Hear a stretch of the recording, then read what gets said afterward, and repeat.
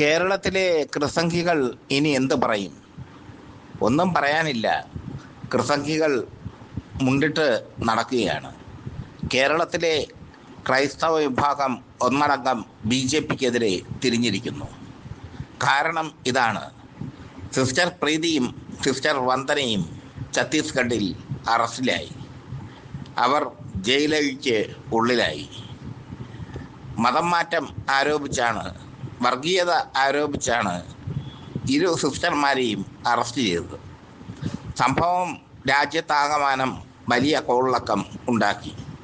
BJP ഭരിക്കുന്ന സംസ്ഥാനങ്ങളിൽ ഒഴികെ കേരളത്തിൽ വലിയൊരു പ്രതിഷേധം തന്നെ ക്രൈസ്തവ സമുദായത്തിൻ്റെ ഇടയിൽ നിന്ന് ഉണ്ടായി.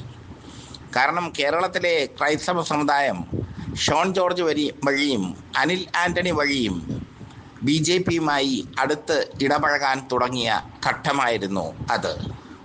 ഈ സമയത്താണ് ക്രൈസ്തവർക്ക് BJPയുടെ തനിനിറം മനസ്സിലായത്. Sister പ്രീതിയും sister വന്ദനയും തീവ്രവാദികളല്ല. അവർ മതപരിവർത്തനത്തിന് ശ്രമിച്ചു എന്നുള്ളതാണ് അവർക്കെതിരെയുള്ള കുറ്റം. എന്തായാലും കുട്ടികളെ മതം മാറ്റാൻ ശ്രമിച്ചു എന്നുള്ളതാണ് കുറ്റം. അവർ മതം മാറ്റാൻ ശ്രമിച്ചത് കുട്ടികളെയൊന്നുമല്ല. അവർ അവരുടെ ആശയങ്ങൾ പകർന്നു നൽകിയത് മുതിർന്നവരിലേക്ക് തന്നെയാണ്. NIA കോടതി അവർക്ക് ജാമ്യം നൽകിയിരിക്കുന്നു കർക്കശ വ്യവസ്ഥയോടെ. ഇത് ഏറ്റവും കൂടുതൽ അടിയാകുന്നത്, BJPക്ക് ഏറ്റവും കൂടുതൽ അടിയാകുന്നത് കേരളത്തിലാണ്. കേരളത്തിൽ ക്രൈസ്തവ വോട്ടുകൾ ഹൈജാക്ക് ചെയ്യാൻ BJP ശ്രമിച്ചുകൊണ്ടിരിക്കുന്നു. വരുന്ന നിയമസഭാ തെരഞ്ഞെടുപ്പിൽ ക്രൈസ്തവ ഭൂരിപക്ഷമുള്ള മേഖലകളിൽ ശക്തമായ പ്രവർത്തനവുമായി BJP മുന്നോട്ട് പോകുന്നു.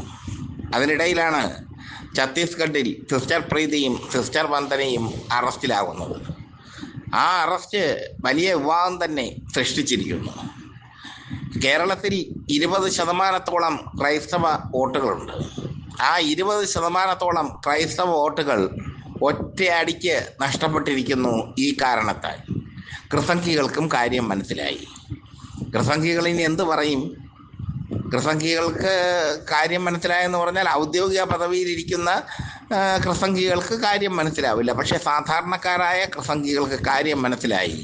തങ്ങളെ BJP സർക്കാർ കണ്ടിരിക്കുന്നത് ന്യൂനപക്ഷമായി തന്നെയാണ്. തങ്ങളെ വോട്ട് നേടാൻ വേണ്ടി മാത്രം ഉപയോഗിക്കുക തന്നെയാണ് എന്നുള്ള ശക്തമായ തിരിച്ചറിവ് കൃസംഖികൾക്ക് ഉണ്ടായിരിക്കുന്നു. 80% ക്രൈസ്തവ വിശ്വാസികളും BJPയോട് മുഖം തിരിച്ചു നിൽക്കുന്ന കാഴ്ച അതാണ് കേരളത്തിൽ കാണുന്നത്. ഇത് BJP ആസൂത്രണം ചെയ്ത ഒരു നാടകമായിരുന്നു. ഛത്തീസ്ഗഡിൽ BJPയുടെ വേരുറപ്പിക്കാൻ സിസ്റ്റർ പ്രീതിയെയും സിസ്റ്റർ വന്ദനയെയും അറസ്റ്റ് ചെയ്യുക. അതിനുശേഷം കേരളത്തിലുണ്ടാകുന്ന പ്രതിഷേധങ്ങൾ തണുപ്പിക്കാൻ അവരെ ജാമ്യത്തിൽ വിടുക. ഭരണകൂടത്തിന് ഇതൊക്കെ സാധിക്കും, പ്രത്യേകിച്ചും ഏകാധിപത്യ ഭരണകൂടത്തിന്. എന്തായാലും അംശ നേരിട്ട് ഇടപെട്ടാണ് സിസ്റ്റർ പ്രീതിക്കും സിസ്റ്റർ വന്ദനയ്ക്കും ജാമ്യം നൽകിയത്, ജാമ്യം ലഭിച്ചത് എന്നൊക്കെ പറയുമ്പോൾ അതങ്ങ് ഭരണത്ത് പോയി വെച്ചാൽ മതി. സുപ്രീം കോടതിയിലെ അത് ഡ്യൂപ്ലിക്കേറ്റ് അഭിഭാഷകം ബാധിച്ചാലും ജാമ്യം കിട്ടുന്ന കിട്ടുന്ന കേസേ അവരുടെ പേരിലുള്ളൂ. അവർ കുട്ടികളെ മതപരിവർത്തനത്തിന് വിധേയമാക്കിയിട്ടില്ല. അവർ അവരുടെ മതത്തിലേക്ക് ചേരണമെന്ന് പറഞ്ഞ് ബലം പ്രയോഗിച്ചിട്ടില്ല. അവർ ക്രൈസ്തവ ആശയങ്ങൾ പറഞ്ഞു നടന്നു. ലോകത്തിന് മുമ്പിൽ തന്നെ ഈ സംഭവം നാണക്കേടായിരിക്കുന്നു ഇന്ത്യക്ക്. ക്രൈസ്തവ വിശ്വാസം എന്നുള്ളത് ലോകത്തെമ്പാടുമുള്ള വിശ്വാസമാണ്. ഇസ്ലാം വിശ്വാസം, മുസ്ലിം വിശ്വാസം എന്നുള്ളത് ലോകത്തെമ്പാടുമുള്ള വിശ്വാസമാണ്. പ്രത്യേകിച്ചും പശ്ചിമേഷ്യയിലൊക്കെ ശക്തമാണ് ആ വിശ്വാസം. ആ വിശ്വാസത്തിന് മേലാണ് മുറിവേൽപ്പിച്ചിരിക്കുന്നത് ഛത്തീസ്ഗഡ് സർക്കാർ. ഇതൊന്നും